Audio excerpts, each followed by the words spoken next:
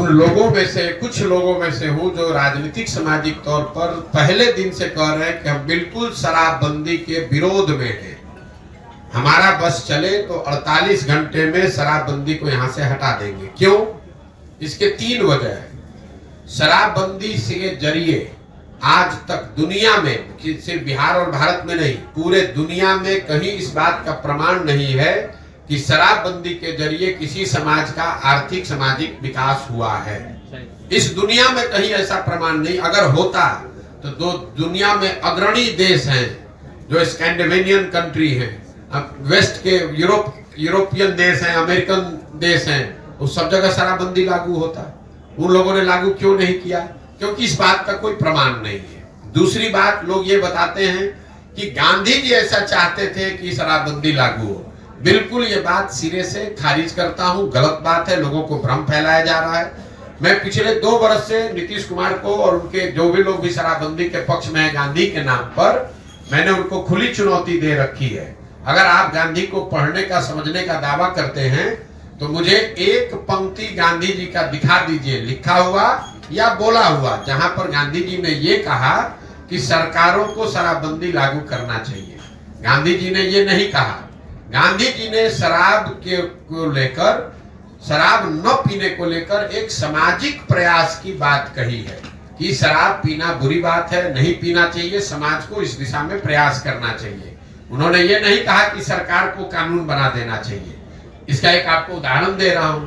गांधी जी ने कहा कि सबको वेजिटेरियन होना चाहिए, अच्छी बात है, लेकिन कल होकर अगर सरकार ये कानून बना दे कि जो जो आदमी वेजिटेरियन नहीं है, शाकाहारी नहीं रहेगा, सबको जेल में डाल दिया जाएगा, क्योंकि गांधी जी ऐसा चाहते थे। ऐसा कभी हो सकता है? ये तो गांधी जी की बात, बताई हुई बात का डिस्टॉर्शन है। तीसरी बात, मान लीजिए कि एक बार को शराबबंदी आप लागू, कुछ उसका फायदा है भी, तो फायदा तो तब होगा जब आप शराबबंदी लागू कीजिएगा। जमीन पर बिहार में शराबबंदी तो लागू है नहीं। शराबबंदी के नाम पर शराब के दुकान बंद कर दिए गए, होम डिलीवरी चालू है।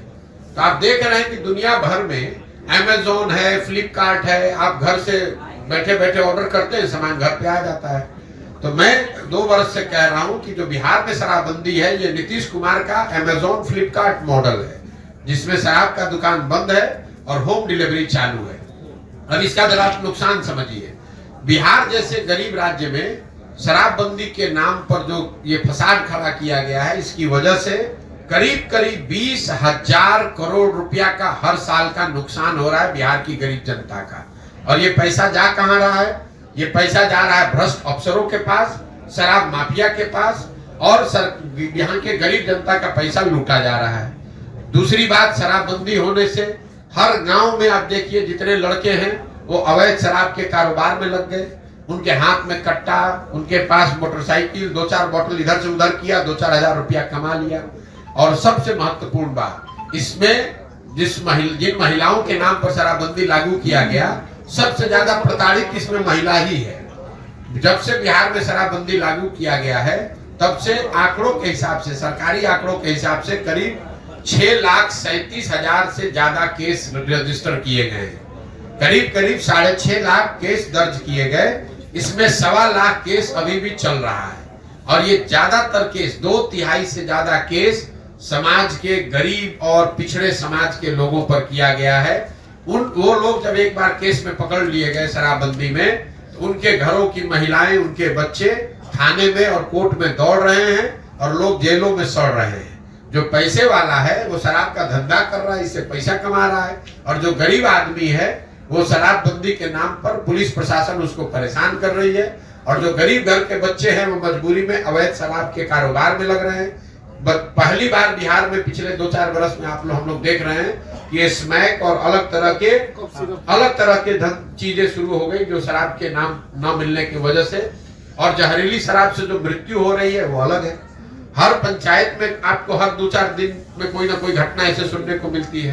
तो मुझे लगता है कि शराबबंदी का सिरे से ना इसका कोई आर्थिक आधार है, ना सामाजिक आधार है, ना प्रशासनिक आधार है, ना मौलिक नैतिक आधार है। ये बिल्कुल बिहार को और गर्त में ले जा रहा है। शराब पीना बुरी बात है, सरकार को उसको प्रमोट नहीं करना चाहिए, लेकिन ये लोगों की स्वेच्छा और स्व विवेक पर इसको छोड़ना चाहिए। आपको क्या खाना है, आपको क्या पहनना है, ये निर्णय सरकार नहीं ले सकती है, ये निर्णय लोगों का होना चाहिए। आपका काम है उसको रेगुलेट करना, आपका काम है कि उसमें कोई गलती ना करे। आप जींस पहनना चाहते हैं कि पैजामा पहनना चाहते हैं, ये निर्णय आपका होना चाहिए, सरकार का नहीं, नीतीश कुमार का नहीं। पटना में बैठ के वो तय करेंगे कि आप नाश्ता क्या कीजिएगा और खाना क्या खाइएगा। इसीलिए बिहार की ये दुर्दशा इस आदमी ने करी है।